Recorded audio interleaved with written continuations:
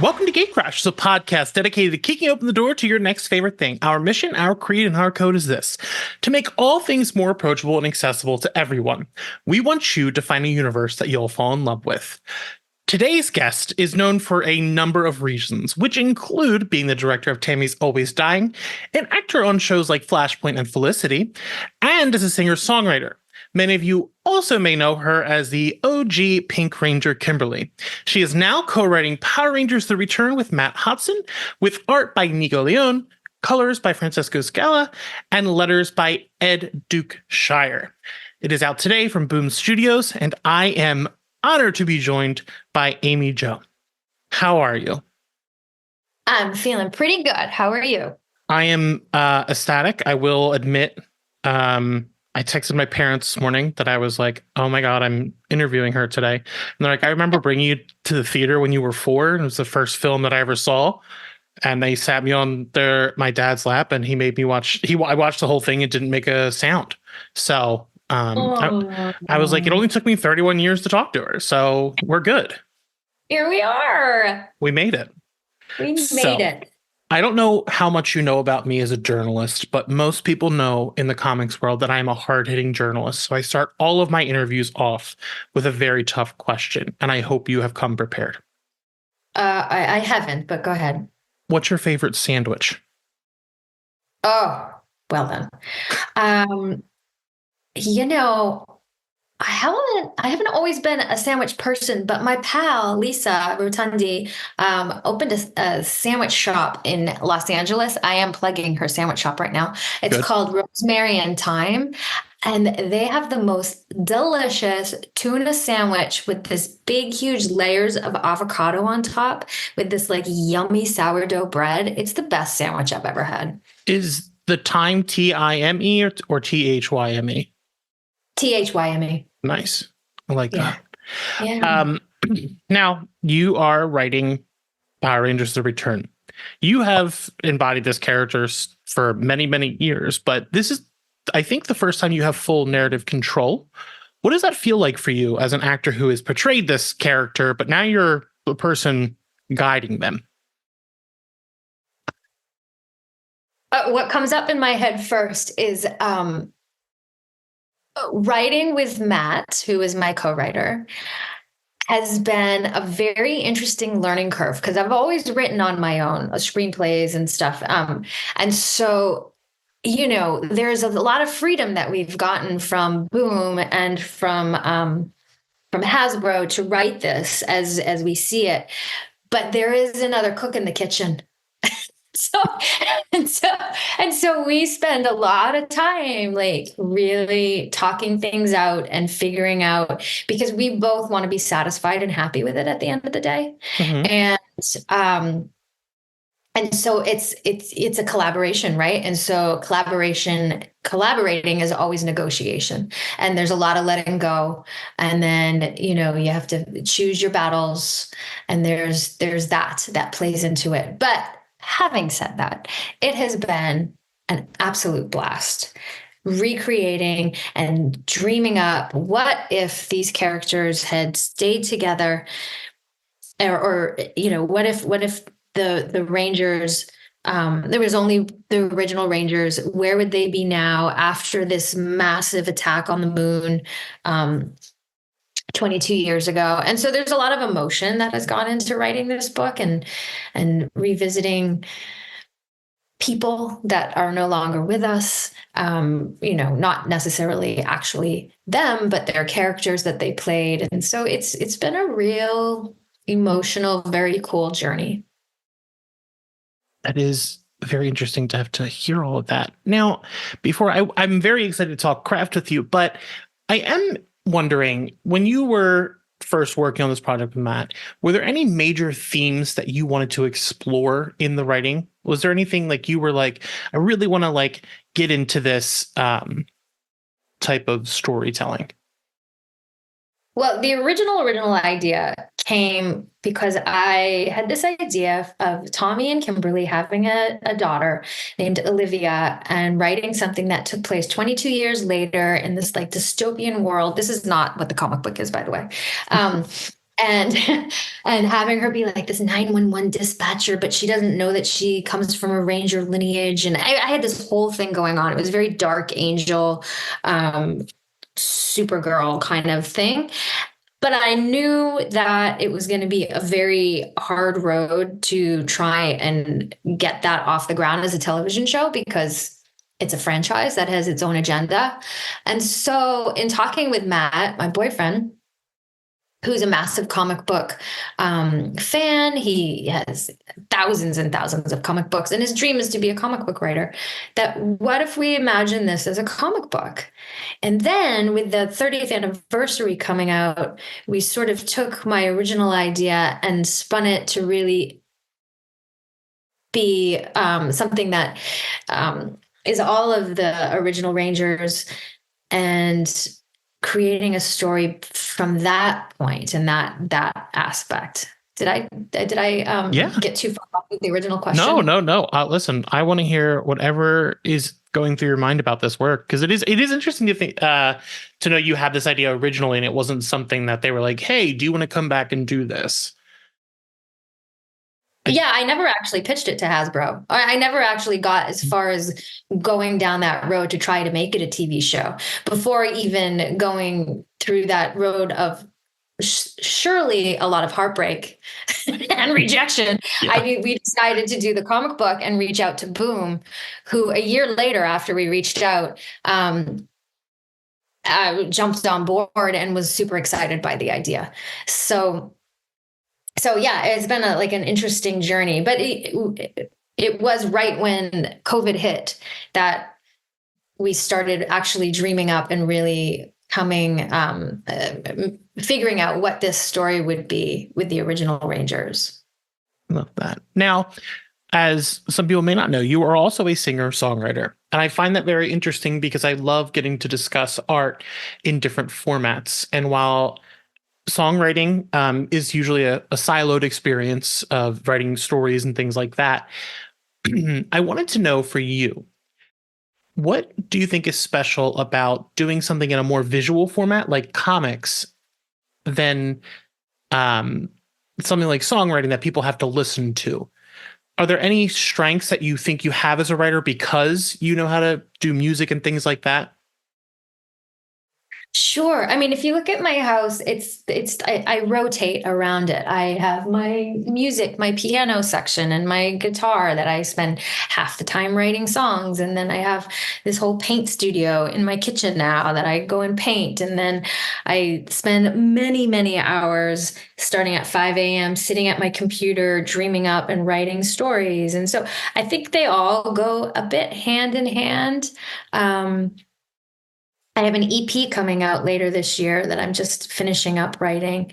But I think the most surprising fun I've had with this comic book is the collaboration process, and is sending out a script basically that we finish writing, and then having this beautiful artwork come back that is that elevates the story that we're trying to tell, and with surprises of things we didn't even think of.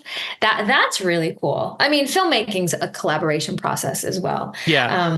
Same with recording music. Like, I just did this EP with this awesome guy named Nick who produced it all, and what he brought to the table I could never play or do. So all of it really, when it starts to build and come to fruition, is a form of collaboration. And that's the most fun, because sitting alone in your kitchen writing for hours at a time, for years at a time, it's really fun to start working with other people. Yeah. Being alone that long can't be that fun. No, writing is the most heartbreaking, excruciating process, actually, the form of writing. And you've directed, you've done a couple short films and your feature. I'm curious, when you're writing this type of script where you know it's going to be a visual thing, is that something that you keep in mind when you and your partner are writing? Like, are you trying to visualize how the scene would look? Absolutely. But who's better at that than I am is Matt, because he, has a love for comic books and has been reading them for so long, and has read many, many books on, comic book writing, and studies it because it's his dream. That's what he truly wants to do. And for me, I honestly, comic book world is very new to me. When I met Matt 5 years ago, he actually had to show me how to read a comic book.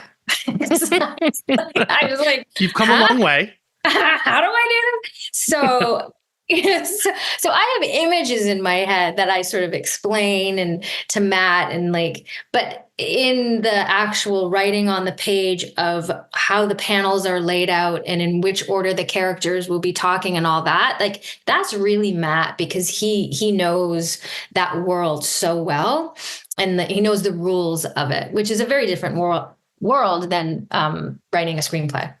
Well, I am glad his dream came true, because he has a comic out from one of the major publishers today. So I hope he's not even just who cares what the review says? You did the thing, you put out art into the world, and that takes a lot. So I hope he's really, my God, regaling in that. Yeah. So this morning he went to the comic book shop that he went to when he, first started going to when he was 9. Mm-hmm. And he's just been going there every year. And so he's been talking about this comic book to them for 4 years now, 3 years now. They started to think it was almost like a Bigfoot or something. Yeah. And then now it's finally there, and he got to go, and he knocked on my door with my first hard copy issue, physical issue. And he handed it to me and was very grateful and very excited. So it's really that. It's so nice to hear that part of everything. I just have 2 quick things before I let you go. Now, you have been the Pink Ranger for a very long time, and it is one of those characters that a lot of people and a lot of women have always looked up to, because it was the early days when we're just getting a lot of male-dominated IPs. How does it feel for you over time? Have you seen, what has been the impact on fans to you? I feel like I was very blessed in this life. And when I auditioned for Power Rangers, I did not know what was to come of it. Even when I got the part and was on, playing Kimberly, I didn't understand at the time what that was doing for children all over the place, and inspiring little girls and little boys. And I didn't understand it probably until about 10 years ago, when I started actually interacting with the fan base behind Power Rangers, and really understanding what it meant to so many people. So I just feel like it's this real cool blessing and gift in my life that I am very, very appreciative of. And it's really fun to be doing this, revisiting that time in my life and that character through writing, which is my passion now, and which I love more. I haven't acted in over 10 years. I took that hat off and hung it up. So it's a really cool sort of full circle in a lot of ways. I love that. After reading this, I did ask you beforehand if you've done any prose. Is there any, no solidified or anything like that, but are there plans? Do you want to keep writing? Do you want to do a book? What would make you happiest now that you have found a new art form you really want to keep exploring? Well, me and Matt actually are in the middle of pounding out and dreaming up and beating around another idea that is not Power Rangers. And so that, we're still figuring out exactly how to write together. I'm telling you, collaborate, a writing partner, that's so hard to really meld the minds when we have very 2 different minds. Can I just tell you a funny story? So we love escape rooms. My fiance does as well. Does she? Or do they? So we love it. So we were in an escape room not too long ago, and we were arguing over a puzzle. Maybe this is a couple months ago, because now that we've learned this, we don't argue in the escape rooms anymore, which is very interesting. We were arguing over this one puzzle, and our friend was watching and said, "Do you guys realize you're saying the exact same thing, but just completely differently?" And we were like, oh, and that was such an eye opener for me because half the time we are saying the same thing, but our brains are fire in a different way. And we're actually saying it in a very different way. So I think a lot of times when it comes to the writing process of a comic book, that can happen as well. So, but I do think that we both bring very different things to the table. And I know I need him if I want to write another comic book. I think he could go out and write comic books on his own and have a really cool career in the comic book world for sure. Like that's not necessarily what I'm looking for. Like I love filmmaking and writing and directing, but I do like exploring this new story with him. Yeah. I love now we talked a lot of the collaboration, but I'm a practical person in some senses that I'm so interested when you are co-writing. What does that look like? Are you both sitting down at the kitchen table across from each other with laptops? Are you going back and forth on a dock? What is like the prime co-writing experience for you? Well, it's been definitely an evolution, but I think like yesterday we took a walk and we were like brainstorming and jamming out on this new idea and then sat across from each other at the kitchen table. But when it's actually like, that's just like brainstorming ideas. But when we're writing, it's like one will write on the final draft, email it over, and then I'll do a pass on it, email it back. And we found that because our brains work so differently, we do it through email mostly. Oh, I like that.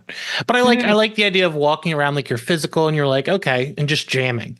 So that's exciting. That's how I write. When I'm just first breaking a story and like coming up with the idea, even solo, I just put on music and I just go for long walks and I daydream.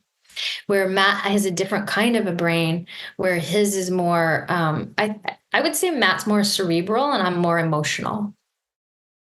But that balance as well. And it comes through in the book. It's like, I don't want to sit here and kiss your boots about it, but it is really good. So I really hope I get to see more from him and from you as well. So thank you. Thank you for joining me. Oh, thanks for having me. This has been very fun. And I don't feel like I repeated myself either, which is great. I'm glad. So, funny enough, after this interview with Amy Jo, she enjoyed it so much that she decided to call her writing partner and boyfriend, Matt, who then hopped on a call, and we both got to chat again. So I got to chat with Matt, and this is our interview that came right after that. I was not prepared with questions, but was very excited to get to chat with someone on the day that their first comic book released. So here's my interview with Matt.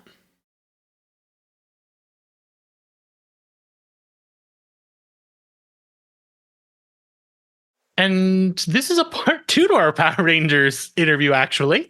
We have the other writer, Matt Hotson? Matt Hotson, yeah. Hotson, okay. How are you? I'm great. As we were just chatting before we hit record, I was sitting here at home, just devouring everyone reacting to the comic book on Twitter. The comic book just came out this morning, and Amy Jo Johnson called me and she said, "Hey, I just did a great interview. Do you want to talk about the comic book with somebody?" And I said to Amy Jo, "That is literally all I want to do today is talk about the comic book, please." And here we are, 2 minutes later. I think you're going to be excited when you hear the interview because we did talk about you, because it is so exciting. We get to talk to you on the day that your book is in the stores, and it is a dream of yours to write comics. So what did that feel like? What was your drive to the store like? Were you pumped? Like, how do you feel? Well, I was super pumped. Not to slam my comic book store because I love my guys. They didn't put it on the rack. They put it in the bags in people's pull boxes because comic book stores live and die on their loyal readers, and so they put it on the pull boxes, so it wasn't even there. So with no shame at all, I bought a copy of my own comic book and I put it at the cash register, and I told them to give it to somebody who they think would love it.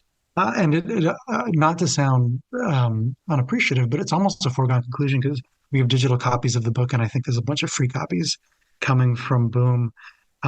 what's been even more fulfilling than going to the store to buy that book with my name on it, which I have literally been dreaming about since I was a kid, is seeing people react to it and just sort of the community of people that not just love Power Rangers but love comic books. I'm on Twitter now, and Amy Jo really urged me to try it out, and I've had no social media in my entire life. And just over the last couple Good months, for and you. especially today, just seeing all these people who not just love Power Rangers or comic books or anything, it's almost like a comic con of just these really good community out there, people that support each other and stuff. And it feels really nice to be a small part of that and see people reacting so positively to something that we've been working on for a long time. And that makes me so happy. And so what has the reaction been like? What are people saying? What has surprised you about what people have been saying about the book? What has surprised me? Well, it's not what they're saying. It's honestly how they're reacting.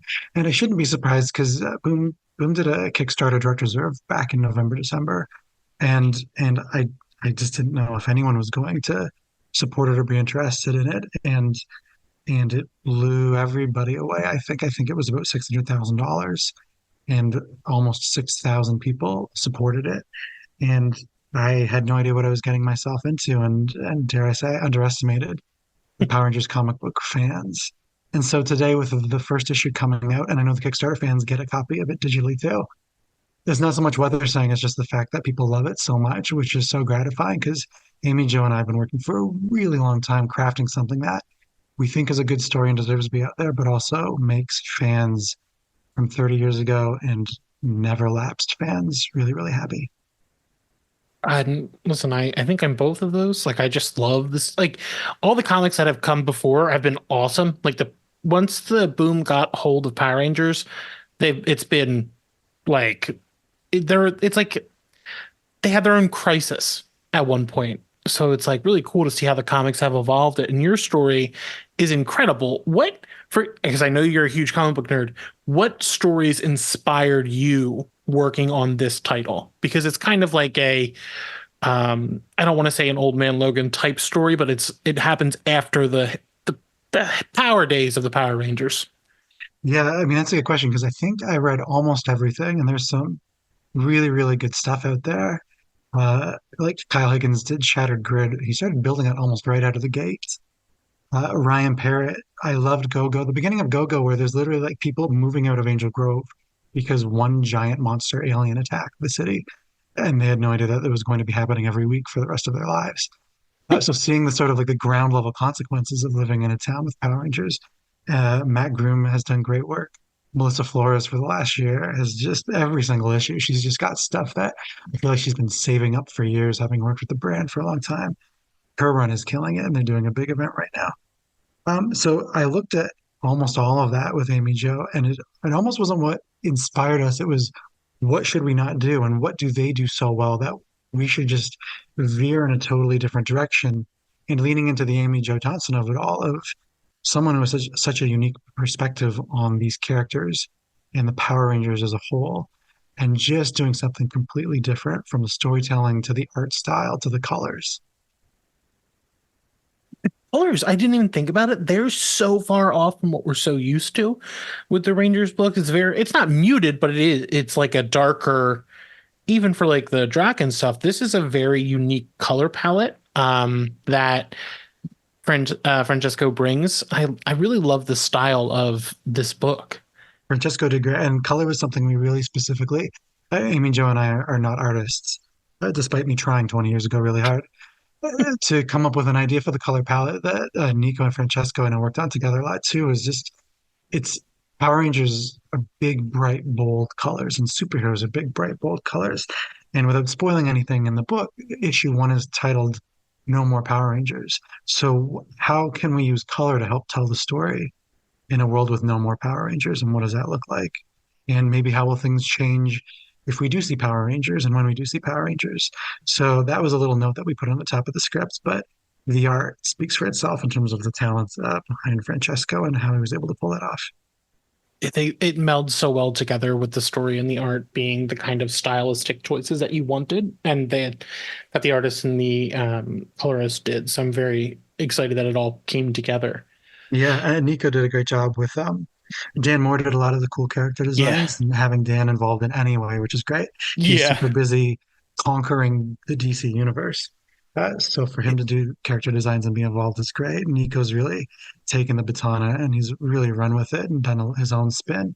And we Yeah. had some people that we've talked about elsewhere that we had inspire some of the looks. But in general, the really simple note is we don't want these to just look like Amy Jo Johnson or David Yost. These aren't the middle-aged people that used to act on the show. Use them as an inspiration and a reference, but this is what middle-aged Kimberly and Billy and Zach, what those people would look like. So spin it a little bit. And I think he did a really good job of showing us what those people would look like. They don't look exactly like the actors, but it feels realistic. And with characters like Billy and Zach, they have this their current selves have these interesting career paths. Where did those inspirations come from for them and what their trajectory was?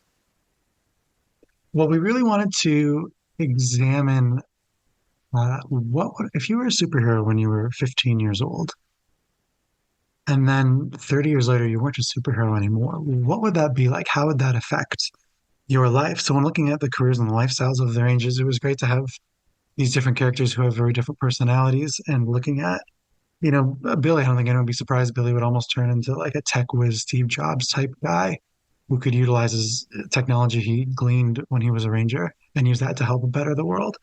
We know that Trini worked for the United Nations and became the mayor of Angel Grove. Jason was a firefighter. And a quick side note is I know the trailer came out for Once and Always like a year ago, and we had already written in that Jason was going to be a firefighter. I remember talking to Amy Jo and our editor Daphne, and I was like, well, I think Rocky, Steve Cardenas, Rocky, he's holding a firefighter helmet. He's going to be a firefighter. We can't have a firefighter, and Jason's a firefighter in the book. And everyone was just like, calm down, Matt. Like, it's Jason. Yes, it's okay. It's okay. Jason's a Matt, it's firefighter too. okay. Yeah, so Jason's a firefighter too because he still wanted a way to help people and save people physically.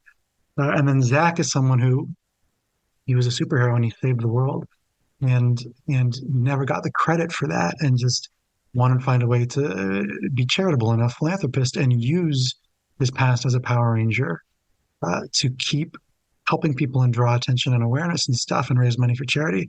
So he is the one who has sort of come out and revealed his secret identity as a ranger and used that a little bit for his self gain and also a little bit to help other people as well. Yeah, his story is what interests me the most. I was like, oh, that is a really interesting way to take your life. And the energy that those characters have is so true to form, like with the characters and what you assume they would become. Is was there any, because you are a comic book fan, with the variants and things like that that come out for these types of books, was there anyone that like is your dream cover artist? I definitely don't want to play favorites. I am just like the Kickstarter. I'm blown away with how many variants there are. Like it is insane how much support there's been and interest there's been in multiple covers. The people involved are all fantastic. It's in between Nico sending pages of art, we get these incredibly fully colored, gorgeous covers. And Kenzie, our assistant editor, will be like, "Are these okay?" We're like, "Yeah, these are okay. These are incredible. Can I have these? Where do I get these? Can I buy them? Give That send was them my to us next now." question. Yeah, and I know I shouldn't play favorites. I mean, Jay Lee is someone that Amy Jo, who hasn't had a lot of comic book experience. I was just going through different people and artists and stuff like that, and she pointed to Jay Lee a long, long time ago. And Jay Lee has an incredible cover. And being a giant Ninja Turtles fan, I was born in the 80s. Jim Lawson, who is maybe drawn as much Ninja Turtles, if not more, than Kevin Eastman and Peter Laird. Jim Lawson, who I got to meet, did a super cool cover that you can only get through Boom. That I have the original art for hanging on my wall. I don't think I've seen that cover. I'll have to look it up.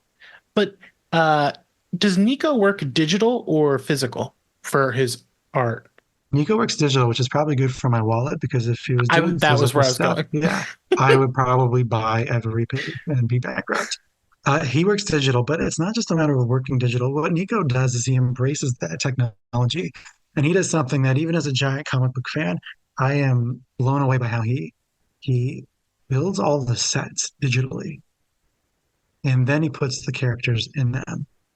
So we've seen these 3D models of these sets. Like right now, he's working on issue 3, and he had some questions about how much happens in issue 4, and because he's building something and he uses these digital painting references and he creates it in 3D.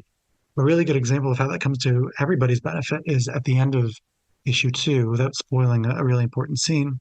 Two people get into a physical altercation.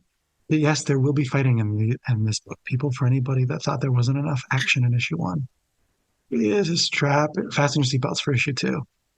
At the end of issue 2, two people are fighting, and Nico built the room in 3D, and then he created 3D models of the characters, and then he created a 3D animation and showed us a video of these two people fighting. And he said, I think that she would dive to the left, and this would happen here, and then they'd spin this way, and it'll be this angle and this angle and this angle. So you can see the whole thing in 3D and then see the angles he's going to pick. And he's just like, is this cool? And we're like, yeah, like, yes, this is cool. This is the coolest thing I've ever seen. What? Yeah, I don't think anybody else says that, or maybe everybody does that, and I'm naive and ignorant. But maybe I don't know enough, but that sounds wild. it's wild, and it's so much work, and it's so much care and love and dedication that I don't know who else you would get it from. And I really, really, really hope. I know Nico is super busy right now drawing issue 3. I hope when everything's done that we can get Nico out here on the web talking to people like you and going all this stuff and his process, because he does so much stuff that you don't even see on the page. And he needs to be celebrated for that because it really makes such a huge difference. It is so interesting to hear how much goes into just like even a single page, like the amount of research an artist does, the 3D modeling, like, wow. It makes everything feel more lived in. Like as you were saying, like she would dive to the left. Like you wouldn't get that unless you're putting that extra step in to try to fully lay out this room. So that is wild. Yeah, as first-time comic book writers and as people who, Amy Jo and I work in film and TV, so we're exposed to a lot of screenplays. And Amy Jo's written a lot of amazing screenplays. In film and TV, you're not supposed to write too much in the action and the stage direction and stuff. You leave that to the filmmakers, the directors. And then with comic books, you can be a little more didactic or controlling of the panels or the angles and descriptions. And I think before our scripts ever got to Nico, she and I had a lot of time to work on them. I think some of our panel descriptions were too much, and I think we pared them down, and I'm proud of that. But then it's like once you get to the point where Nico Leon starts sending in pages, it's just like, oh, we don't have to he's so good. He's so good we don't have to do anything. You just write any vague description you want, and you know whatever you're gonna get back is better than you thought it would be. That's the best type of collaboration, where your stuff is being raised by someone else who's also super talented as well. Yeah, Amy Jo put it really well on that. It's tricky writing with somebody because it's going to end up being a visual medium, and she and I can literally work on the same scene with the same characters and dialogue, and we both write it and we love it and we're happy with it, and we know that there is no way of actually knowing what she sees in her brain and what I see in my brain, and we know that those must be different even with the same scene co-written on a piece of paper, and that can be scary. And then you see the art come back and you're like, it doesn't matter what we thought anymore. It matters what Nico Leon thought and what he thought was the perfect visual representation for this moment. This is so funny because she told the story about how you both went to an escape room and you were arguing, but you were saying the same thing in different ways. So you literally just said that, but in a very different way than she did. Yeah, it was actually our friend Daria who was in the escape room with us, and Daria did a super cool cover for us as well, which is great to have one of your friends get brought into the fold. I think Daria's cover was for a Stash Loot exclusive, so take a look for that. We're standing in an escape room, and Amy Jo are having this stupid argument about some puzzle that had a mirror involved, and you have to go off the reflection. And we started having this really dumb argument over how to fix the puzzle. And Daria stopped us. She's like, "You two are saying the same thing in a different way." And Amy Jo and I looked at each other like, "Oh yeah, this is a really dumb argument. We are saying the exact same thing." And so we learned that really helped us in our writing. Amy Jo is great at, she'll recognize as soon as it happens, she stops and wait, stop. We're about to have an argument. We're saying the same thing. And then you stop and you think about what we both just said, and like, yeah, it is. We're saying the same thing. That's incredible. Now, typically I have a big starting question. I'll ask you our big question at the end. I am a lifelong fan of Power Rangers, and there was a brief cameo of my favorite duo, Bulk and Skull. Mm. Do they play into your story at all, or are they just in the background? I don't want to spoil anything. That's all I needed. Yeah.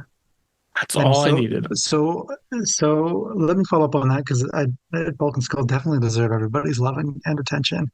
In issue one, could you please pester Nico for me? In issue one, there's a juice bar scene, which is a flashback, and Bulk and Skull are seen in the background of one panel. And I don't know what the heck they're doing. Amy Jo and I wrote The that we wanted to see Bulk and Skull, but Nico drew something. And it was one of those things that we had already started getting pages in, and we knew how dedicated and committed Nico was. And he's a big fan of Power Rangers himself.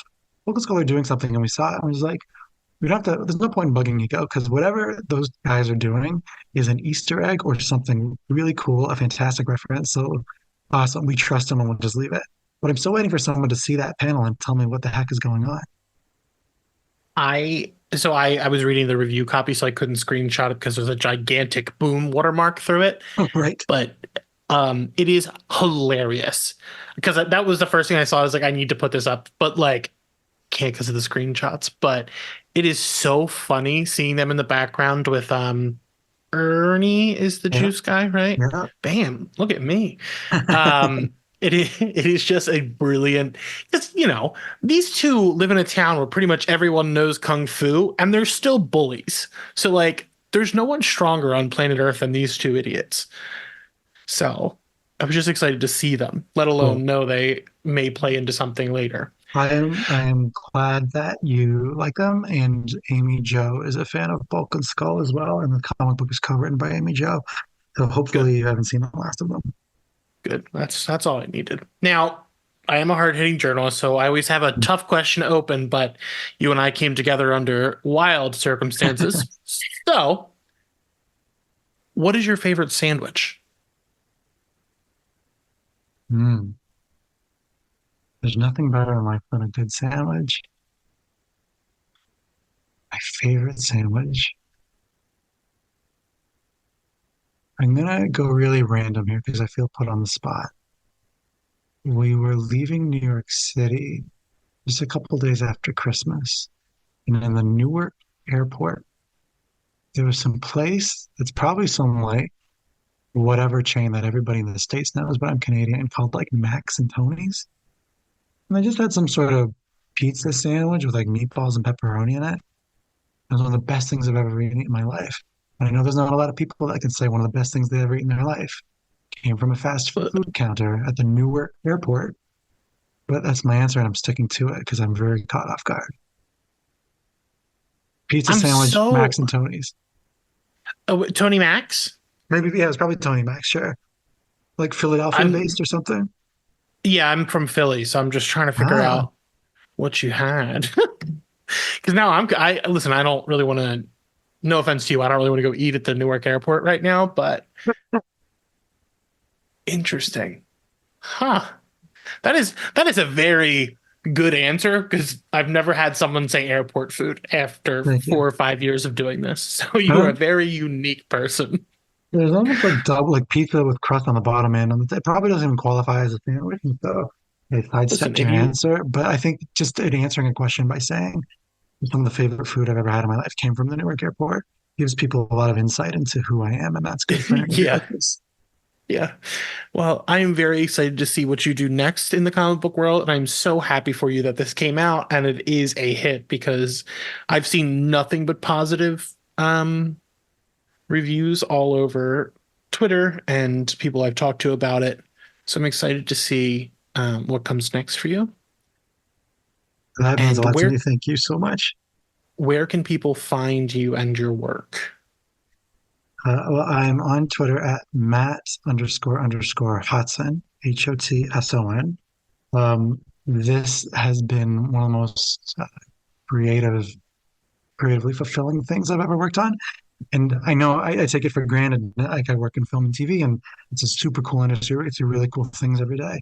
But this has been such an interesting sidestep, and like I said before, literally a dream come true.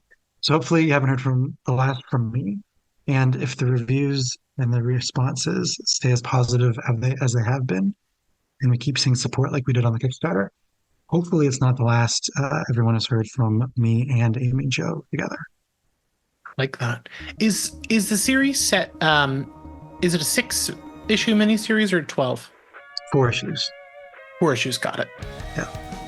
Right. Well, hey, I'm so excited for you. Like, I love when people are excited, but the fact that you got to go to a store today and pick up your own book is just so nice to hear. Thank you for sharing your energy and your excitement with me. And I will talk to you again soon. Bye.